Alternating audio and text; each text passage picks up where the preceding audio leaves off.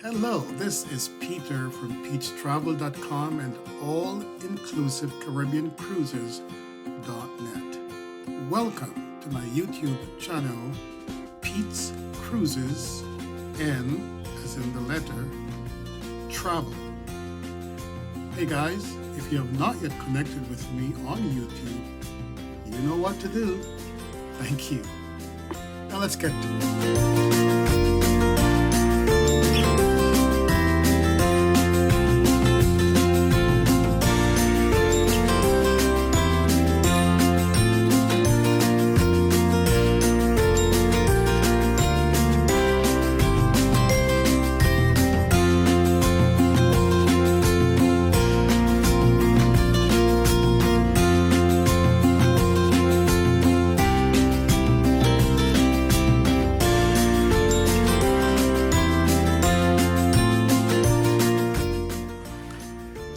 Hey, this is Peter from PetesTravel.com and all-inclusive-Caribbean-Cruises.net. Welcome to this, another video in the series First Time Cruisers Check-In. If you're a first-time cruiser, you're planning to cruise, you want to cruise, this video will help you. Now, today I want to focus on why, as a first-time cruiser, you should seek out a travel advisor to help with your cruise booking and also to manage things for you from the start to the finish. About maybe now a month ago, a friend of mine and also a client sent me a text and he said, "Hey Peter, I'm thinking about this cruise." And he sent me actually a screenshot of something he took online. It was a Royal Caribbean cruise. And he said, "Can you get this for me? Can you book this for me at this particular rate?" Because he saw the rate and I guess it looked reasonable to him. And so he was like, "Yeah, I think I want to do this. I want to book a cruise for my wife and I." And this was for Canada, New England, the sailing in October.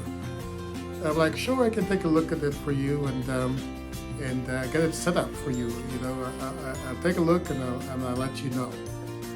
Well, what my friend and the client did not realize is that what he saw online, right? The rate he saw online was not really was not the final price.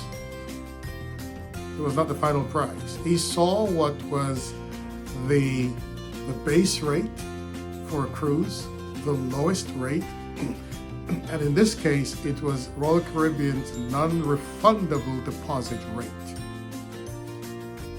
He did not know all of that because he just did not know. He just did not know, right? But he thought what he saw was the rate, was the final rate. Luckily for him, as the agent, when he said that to me, I knew that, of course, this was just the base rate, the lead-in rate. Basically, when you go to shop, when you go to book a cruise online, the rate that you see is the lowest rate. And the lowest rate is not always the best rate. It's always for Carnival. The rate that you see is always going to be a rate that puts you on the first deck of the ship. It's going to be a rate that gives you bunk beds, right? So if you're a couple, you have bunk beds. You don't want bunk beds. If it's Royal Caribbean, the rate you see is going to be the non-refundable deposit rate. It's going to be lower than a rate with a refundable deposit. But they put these out there so that you will be attracted to what you see. Of course, don't get me wrong, I want you to cruise and encourage you to cruise because cruising is great. I've said that before. It's really the best kind of vacation, especially for families.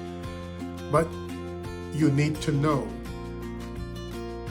You don't know everything, especially if you're a first-time cruiser, and that is why you need a travel professional, a travel advisor who knows the ins and the outs, right? who will guide you, help you to make the right choice, will let you know what the rate really is, the rate that will put you not on deck one.